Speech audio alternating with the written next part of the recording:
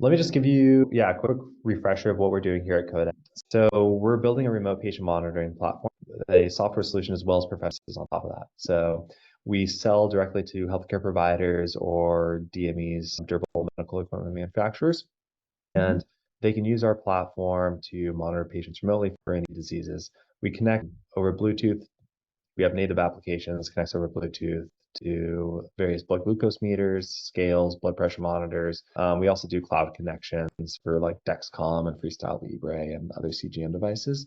A clinician, either at a hospital system or a doctor or technician, might use our platform to be able to monitor, or they could outsource that to us. We have a licensed disease educators for heart failure, diabetes, that we can monitor the patients for them as well. Use our internal educators use the same product that we also sell as a platform to the healthcare providers themselves. So we integrate directly with our systems for those hospital systems, either being able to read or write results back. So sometimes blood pressure, glucose meter results might want to be in the EHR system. So we also do that. So we use Med mainly as a testing ground and staging ground to make sure that we can properly read and write, as well as be able to pull new types of resources and records from the healthcare provider themselves. At this point, half a dozen different types of EHR systems: Meditech, Hilo, Epic, Cerner, the basic ones there. We use a multi-tenant system, and so each multi-tenant itself will have its own set of EHRs that it integrates to, depending on what that provider wants. And they're totally isolated across tenants. And, so we test it in terms of not so much what we're looking for is scale, but more so is just connectivity and correctness and being able to pull in those records there. Yeah. Even scale testing against real EHR systems, they quickly either throttle or crash. So we pull in batches and we kind of basically do periodic syncs and then try to do writes in real time. Like, how does it work end to end?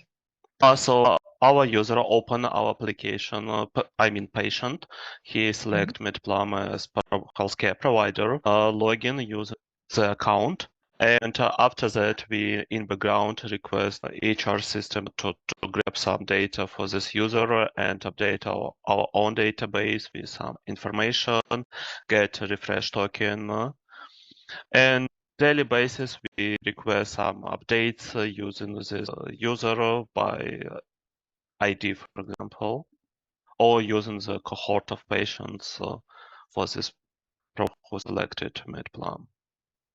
We integrate with EHR systems, right? Yeah. So we want to be able to test against EHR systems. And because Medplum is an EHR system with also write access, we can test whether or not we can run records and be able to see that, as well as manually write records outside of our application, make sure we're able to read those as well. You can't do that unless you're actually doing it on a real EHR system. And we can, but not all of our customers have partnerships where they actually allow us to be able to test on their production systems. Subscriptions, we're just remote patient monitoring, so we only get observations, is basically what we have. I mean, the big part, obviously, that you mentioned that it's missing in terms of the spec is just callbacks and being able to get asynchronous updates. So moving from an event-based versus a pull-based system, but the pull-based system is like much more scalable operationally for us. So we don't have any kind of third-party dependencies. I'm optimistic for you all about your ability to scale and execute. Yeah, I think for the most part, they prefer it because there's fewer integration points. They turn on the endpoint, give us, our credentials, and it's just ready to go. We don't have to do any backdoors connecting directly to their databases or anything like that. So observations came as from our application that can be connected with some devices, or for example, with Dramatrix Air device that I testing for my blood glucose, or it can be from HR system. Yeah. I mean, I'm happy to talk, or feel free to put us, connect us to anyone you feel like might be interested in. And we're happy to also help out and share any of our learnings and thoughts too. Can you do a day in the life for me about when you're talking to the provider and you're engaging their IT to get this kind of access, like what the process looks like? It's more of a, I would say, like a long engaged relationship of actually getting like the direct access to write and read from system to system. Obviously, with ONC and data blocking, we can connect with the provider on our own. We don't coordinate with them to do that. in terms of just getting patient consent to read their resources. So that's easy. Yeah. We do that on our own. And then it just takes a little bit of time, right? Talk to the stakeholders on the healthcare provider side, find out who the IT team is, get the right people in there, and make sure we go through their security. Mhm. At that point, basically, there's each of the major healthcare providers have their own app portal. So we create an app portal on there. We usually end up giving the healthcare provider what our app ID is, whether it's app or on Epic, and then Cerner has their own developer portal too. Give that to them, and then basically they download the app into their system. I don't have any visibility into what that looks like. Their system do that, and it's usually it takes about 24 hours for that to happen, for them to pull it in, and then we get their endpoint, and it just seems to work for us on that side. So Yeah. Got it. So you download their app, but like they're not using the traditional Smart on Fire kind of app machinery. It's more that you're now eligible to get the credentials that you need to connect server to server. that is true. Yeah, we can use it in terms of if Smart on Fire do their launch, and they do have to have download the app there, but the app type is slightly different. So instead of it's I think a clinician facing app, it's just system facing app. So the App Store kind of on their part, I think they have the drop down that they choose how they want to install it, and it gets installed in their system.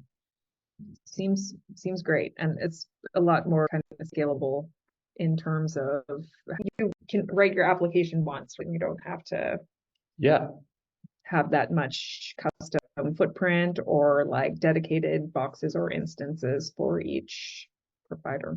yeah. Our integration costs are very low, so we don't charge a new integration or onboard fees or anything like that for a new customer. From your perspective, the service quality and that you're actually able to bend the curve on the RPM is the highest leverage action. So you're totally right in that regard. Awesome. And well, thank you. This was super helpful. Like continuing to roll it out or working on more of the depth scenarios within systems. I think it's more of just getting more breadth with more provider systems on there. Even just this morning, we tested Helo and Meditech, which are two different EHR systems, and just getting verified on those.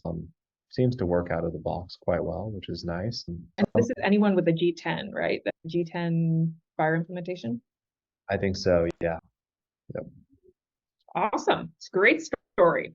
It's a great story. And all the fire zealots would be excited about it. Yeah, I bet.